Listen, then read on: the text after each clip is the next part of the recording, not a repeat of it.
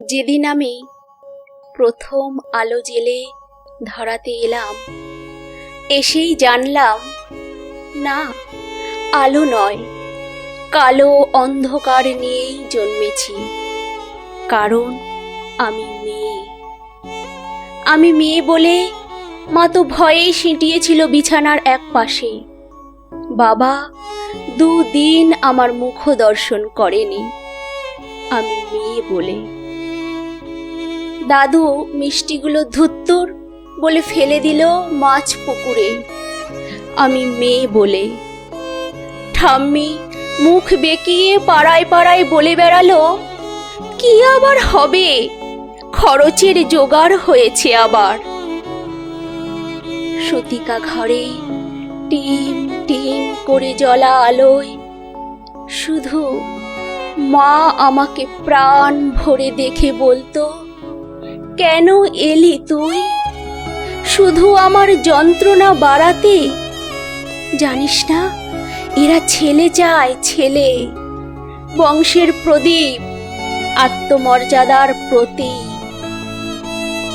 দেখছিস না ঘরে কেমন কালবৈশাখীর মতো গুরুগম্ভীর মেঘ, কেমন অসহায় নিস্তব্ধতা। তোকে বড় হয়তো হতে দেবে, কিন্তু মানুষ হতে দেবে না। নারী সে তো সন্তান জন্মদানের যন্ত্র। সেই যন্ত্র হতেই পরে জন্ম নিল আমার অনুজ ভাই সুহাস। ঘরে যেন আলো এলো। সেদিন ঘর সাজলো নানান রঙের আলোয়। উঠোন থেকে ঠাকুর ঘর, বাড়ির ছাদ থেকে তুলসীতলা। অন্নপ্রাশনে কত লোক খেলো।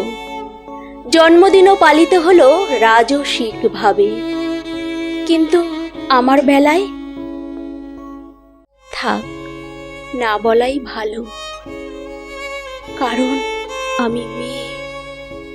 আমি মেয়ে বলেই স্কুলের গণ্ডিতেই শেষ হলো আমার জীবন। উচ্চশিক্ষা কি দরকার, একদিন তো পরের ঘরেই। কারণ আমি মেয়ে। ভাই বড় হলো, ভাই উচ্চশিক্ষা পেল। দিনের পর দিন রাত করে বাড়ি ফিরলে বাবা চুপ করে থাকতো। অথচ আমার বেলায় সমস্ত শৃঙ্খলার বেড়ি আমার পায়ে বাঁধা ছিল। কারণ আমি মেয়ে। রঙিন মেঘের মাঝেই সূর্যাস্তের অপরূপ দৃশ্য দেখার সৌভাগ্য আমার হয়নি কখনো। তার আগেই বন্দী হতে হতো রক্ত শাসনের 4 দেয়ালের মাঝে। কারণ আমি মেয়ে। আমি মেয়ে বলে স্বামীর পরকীয়াও মুখ বুজে মেনে নিতে হয়। পুরুষরা নাকি অমন হয়, তাকে বেঁধে রাখার দায়িত্ব আমার। ঠাম্মি তাই বলেছিল। মা অকালে চলে গেল। পুরুষ শাসনের বেড়া ডিঙিয়ে, যেখানে আচার নেই, অত্যাচার নেই, ব্যভিচার নেই, লিঙ্গভেদের অপমান নেই মেয়ে বলে। নিয়তির নিষ্ঠুর পরিহাসে ভাইয়ের থেকে বিতাড়িত বাবা একদিন মা বলে আশ্রয় নিল আমার আঁচলের তলে। হ্যাঁ, চোখের জলে, মাতৃস্নেহে তাকে জড়িয়ে ধরি বুকে। আমি মেয়ে বলে, মমতা বেশি বলে। অথচ সেই প্রাগৈতিহাসিক যুগ থেকে যুগান্তরের কঠিন পথ হেঁটে আমি জেলে এসেছি আলো। আমার গর্ভ থেকেই জন্ম নিয়েছে লিঙ্কন। আমার গর্ভ থেকেই জন্ম নিয়েছে বিদ্যাসাগর। আমার গর্ভ থেকেই জন্ম নিয়েছে সুভাষচন্দ্র, আইনস্টাইন, রামমোহনেরা। অথচ বারবার আমাকেই পুড়ে মরে সতী হতে হয়েছে সতীদাহে। কারণ আমি মেয়ে। সতী করার বাসনাটা আজ হয়তো নেই, কিন্তু দহনটা আজও আছে, অন্যভাবে, অন্য রূপে।